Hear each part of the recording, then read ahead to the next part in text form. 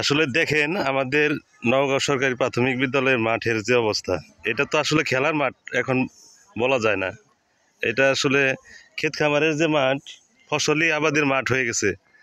এ দেখেন গোবর, তারপরে এই যে ভুট্টা গাছ, এই পাশে ঘাস, বিভিন্ন ধরনের ঘাস আগাছা জন্মেছে। আর দেখেন মাঠে পুরো ভুট্টার দামারি হইতেছে, মানে সব দিক থেকে এই মাঠটা একবার ছোট হয়ে গেছে।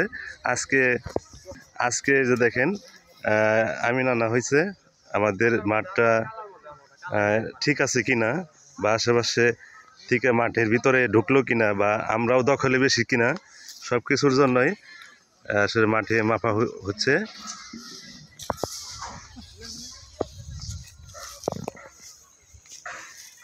তো আশা করি যারা এরকম এই যে মাঠের ভিতরে গোবর, তারপরে বিভিন্ন ধরনের এই যে চুলা এটা সেটা আবিজাবি যারা মাঠে ব্যবহার করছেন, তো আপনাদের কাছে রিকোয়েস্ট থাকবে দয়া করে এগুলা আপনারা সরিয়ে নেবেন।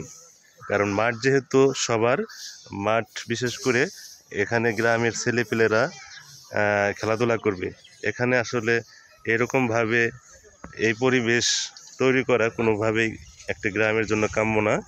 আমি সবসময় বলবো যারা নবগ্রাম আদর্শ যুব সংঘের ক্যাবিনেট এবং সদস্য যারা আছে,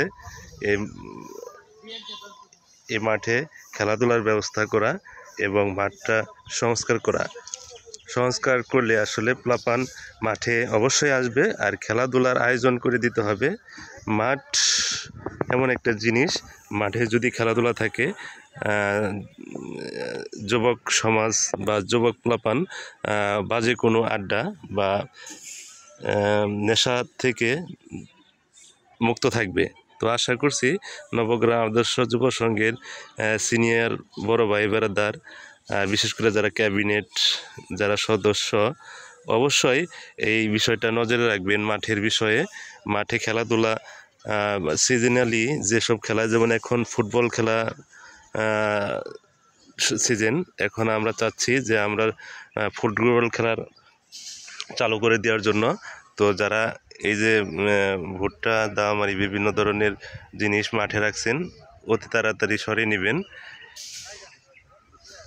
তো আজকে ভিডিওটি আর আমি বেশি দীর্ঘায়িত করতে চাচ্ছি না। তো সবাই ভালো থাকবেন, সুস্থ থাকবেন। আল্লাহ হাফেজ। আজকের মতো এখানেই আমি বিদায় নিচ্ছি। আরেকটু আমি দেখাচ্ছি, এটা আমাদের দক্ষিণ পাশ, হ্যাঁ, ওটা হলো পূর্ব পাশ। ঠিক আছে, এই যে দেখেন। তো ভালো লাগলে ভিডিওটি শেয়ার করে দিবেন।